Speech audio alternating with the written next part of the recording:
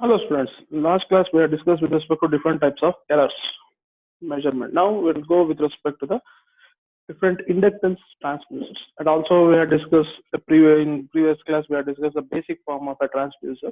What is the meaning of transducer? How it is good. Now we'll go with respect to the next type of transducer, that is variable self-inductance or a single coil transducer.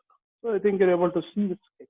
So in this sketch, this is a air gap and this is armature movement. With respect to this movement, the inductance is going to be measured. So this is a single coil. To this coil, an ammeter and an exciter has been placed. Whenever electrical current or a voltage is going to be passed through it, a magnetic flux is gets generated. So that magnetic flux is going to be come in contact with the armature. Or so for placing the armature, there will be an air gap movement will be given. So that variation, what we are going to get, that variation in the magnetic flux is going to be read out with the help of a standard basic electronic circuits. Generally, the bridge circuit we are going to term it as. That bridge circuit is going to be altered. Bridge circuit means that is what the standard Wheatstone bridge network. So there the resistance is going to get altered. Again, we are going to balance it. So that balancing action is going to be taken as a reading. So this is what in case of a single coil or a variable self-inductance transducer. Next, we'll move on to the second one, that is a two coil. So here in this, there will be a two coils. I think you're able to see there are 2 pointers. So in this, the first coil will be taken with respect to the first point and the third point, and the second coil will be taken with respect to the second.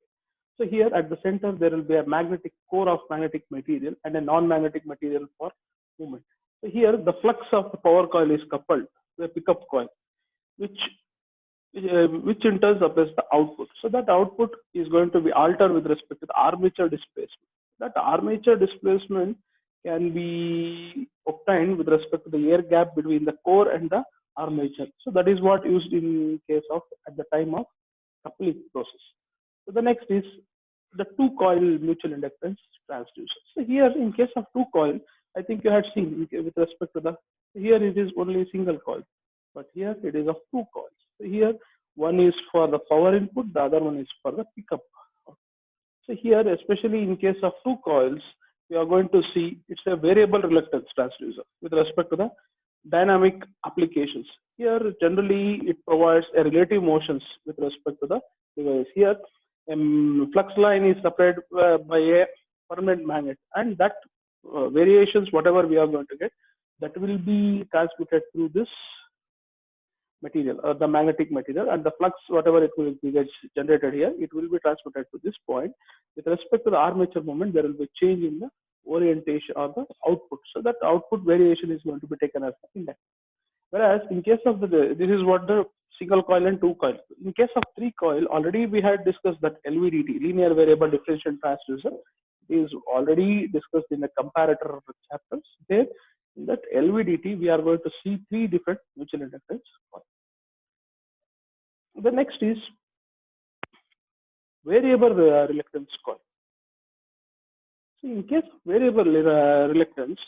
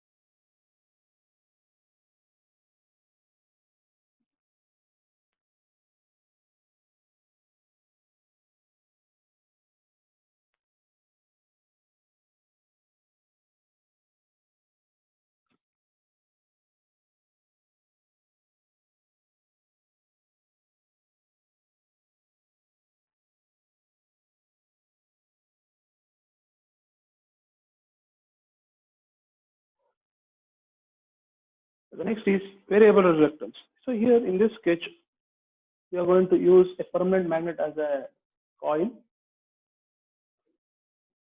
So in this permanent magnet, it consists of a segregated surface.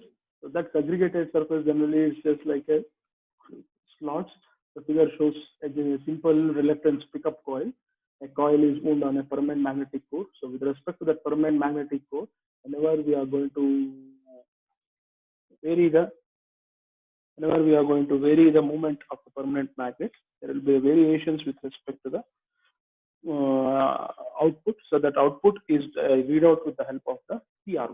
So here, the magnetic coil causes the change in flux, which in turn brought about the segregated serrated surface. Serrated surface means it's just like a slots, whatever we are going to see, V slots or U slots. A flux field will expand and collapses, and the voltage which is induced in that coil is going to be read out with the help of the PR. The next is capacitance transducer. Usually, is what capacitor means. It stores the energy. In general, it consists of two plates. The one is a positive and the other one is negative. Within that two plates, whatever the voltage or whatever the current which has to be stored is going to be stored and it will be used. So in case of capacitance, we are going to use three different methods. The one is changing the dielectric medium, changing the area, changing the distance between the plates. As you can see, changing the dielectric medium. The medium, whatever which is in between these two capacitors, is going to be, if you're going to change that, means automatically there will be a change in the voltage. The next is change in area, the area of contact. So if both the plates are parallel to each other, then the area of contact will be 100%. If there is any slight orientation, then the area of contact will be less. And finally, changing the distance, the gap between the two plates. If we're going to increase the gap, the number of storage will be less. Number of storage will be more, but actuated electrons will be less value. That is one.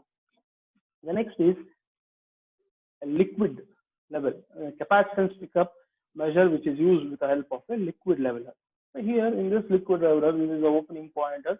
Generally, this example, whatever we are going to use, whatever we are going to see, it will be used in general lower level tank measurement system. Here, the capacitance is also used to measure the amount of electric charge which is stored in the given potential. Here, generally, the SI unit of capacitance is of 1 farad. Generally, it is of 1 coulomb per volt. The next is capacitive transducer or the charging area. In case of capacitor, it depends on the effective area. Generally, it is also a secondary transducing element of a torque meter.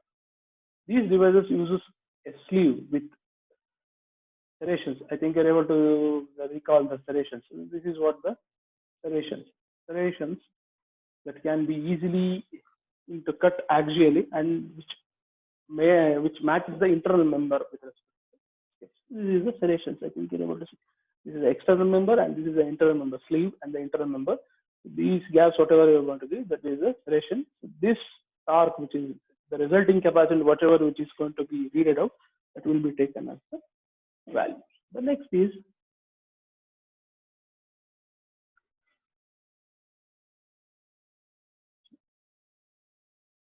okay, students. Today let's finish up with respect to this part.